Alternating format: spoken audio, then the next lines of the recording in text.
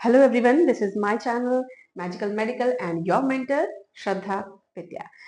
आज हम लोग बात करने वाले हैं थेरापेटिक कम्युनिकेशन में फेजेस की। तो फर्स्ट फेज है pre interaction phase. Pre interaction phase का मतलब होता है कि मरीज और जो हेल्थ केयर मेंबर है उनके मिलने से पहले की प्रिपरेशन, प्री इंटरैक्शन फेज। तो नर्सेस को क्या हो सकता है, कभी कभी वो क्या सोचती हैं, किस तरीके से फील कर रही हैं किसी मरीज से मिलने के पहले, या वो क्या क्या तैयारियां कर रही हैं, इसके विषय में हम लोग आज जानने वाले हैं। तो प्री इंटरैक्शन फेज में सब कुछ related to health care team member या नर्स के ही विषय में होता है।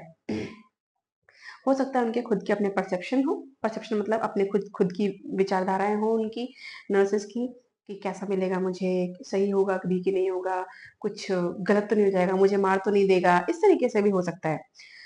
इसके लिए क्या है, सेल्फ एग्जामिनेशन जो है वो इम्पोर्टेंट है। सेल्फ एग्जामिनेशन यानी कि नर्सेस को खुद को पता होना चाहिए, आपको खुद को पता होना चाहिए कि आपकी लिमिटेशंस क्या है, आपकी स्ट्रेंथ क्या है, आपको वीकनेस क्या है आपकी। तो इस आपको किस जगह पे काम करने की जरूरत है एज अ स्टाफ, आपको खुद को पता होना चाहिए। नेक्स्ट है अपनी जो भावनाएं हैं, अपने जो सेंटिमेंट्स हैं, अपनी जो वरीज हैं, उनसे दूर रहिए, उनको पहचानिए, काबू में करने के लिए ट्राई करिए।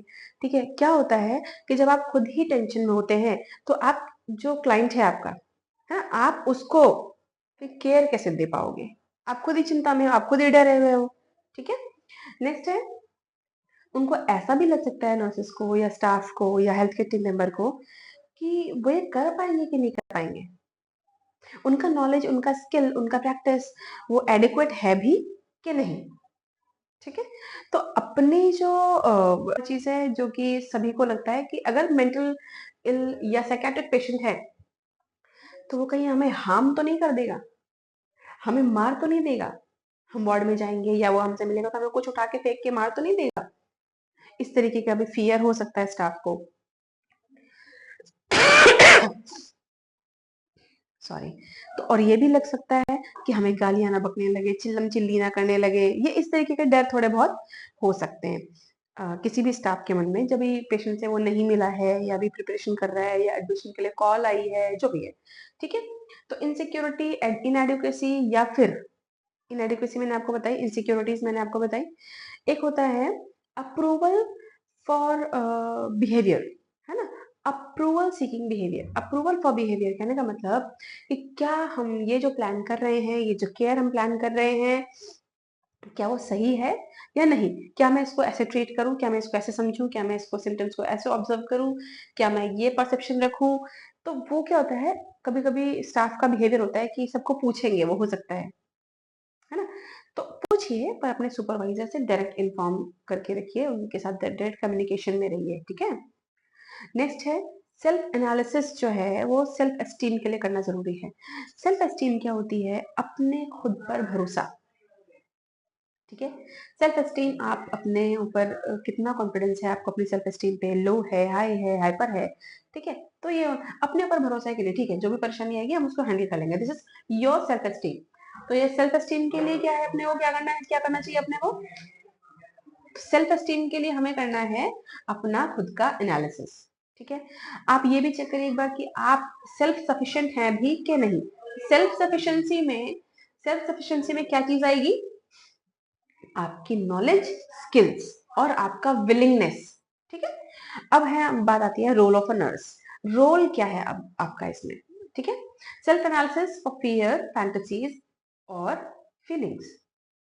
बट ये फीलिंग्स तो ठीक है, समझ में आ गया, हमें अपने खुद के बारे में जानना है ना, या फिर डर के बारे में जानना है। फैंटेसीज क्या मतलब होता है, फैंटेसी मतलब ये भी हो सकता है कि हम तो जाएंगे, आराम से बैठेंगे और मरीज से बात करके चले आएंगे, हमें तो कुछ नहीं होगा। नहीं, इसका अपोजिट भी कभी कभी हो सकता है। अपोजिट होगा तो आपको फिर क्या होगा, वो एनकाउंटर करने में, उस पेशेंट को हिस्ट्री लेने में, उसको कंफर्ट देने में दिक्कत आएगी। अपनी प्रोफेशनल स्ट्रेंथ और लिमिटेशंस को ध्यान में रखना है, मैंने आपको पहले ही बताया।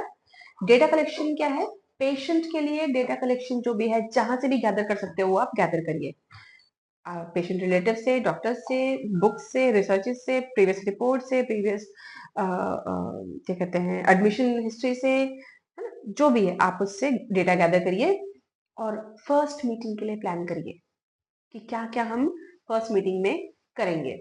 अब तैयारी हो गई, सारे डर से लड़ लिया, सब कुछ कर लिया। अब क्या करना है हमको, ये देखना है कि प्रॉब्लम क्या क्या आ सकती हैं। ठीक है, प्रॉब्लम आ क्या क्या सकती हैं। अभी तक तो ये था डिफिकल्टी इन सेल्फ एनालिसिस और सेल्फ इवेल्युएशन। अभी देखिए क्या है कि सेल्फ इवेल्युएशन या सेल्फ एनालिसिस में भी दिक्कत आ सकती है। क्या पता आप खुद को समझ ही नहीं पा रहे हैं, क्या पता आपका जो रूट कॉज है डर का वो कुछ और है लेकिन आप कुछ और समझ रहे हैं, तो ये भी डिफिकल्टी हो सकती है।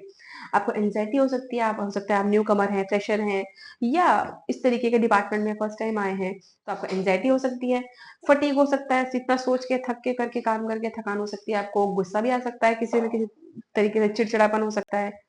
इंडिफरेंस, इंडिफरेंस मतलब आप कुछ अलग समझ ही नहीं रहे हो उस मरीज को।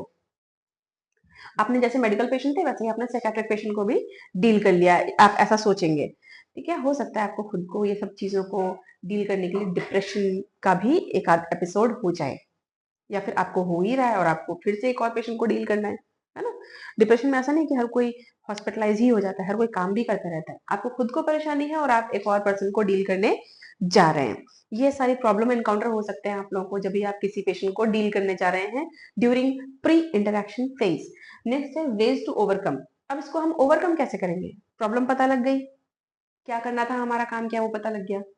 अब प्रॉब्लम का सोल्यूशन क्या है, seek help from colleagues and your supervisor. देखिए आप बिल्कुल भी इस चीज को लेके कभी भी अपने आप को अंडररेट मत करिए कि मैं पूछ सकती हूँ किसी से कि नहीं।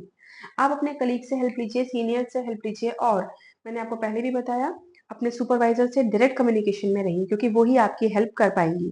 ठीक है, हो सकता है कि आपका सेल्फ एनालिसिस दिक्कत हो रहा है, हो सकता है आपका हिस्ट्री गैदर करना जो है मेथड गलत हो रहा है, कुछ भी वो आपको रूल आउट करके देंगे और आपको डेफिनेटली सोल्यूशन भी देंगी। Recognise them own strength and weakness, recognise your own strength and weakness. अब इसमें क्या करना है आपको, हो सकता है आप किसी को काम करने में, शांत करने में एक्सपर्ट हैं, और हो सकता है आप किसी को जो आपकी स्पोकन है मेथड है वो आपके अच्छे हैं, या फिर आपकी काउंसलिंग अच्छी है, या फिर आपका पैनिक सिचुएशन को डील करना अच्छा है।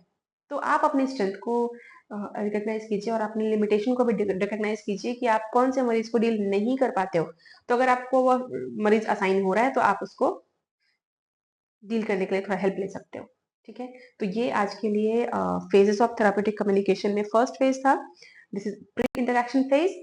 मिलने के पहले हमें क्या क्या प्रिपरेशन करनी है उस सब चीजों के बारे में हमने आज पढ़ा। अगर कोई भी परेशानी हो तो you can comment below and I answer them for sure. तब तक के लिए this is your mentor Shraddha signing out from this magical medical. Meet you soon, bye bye.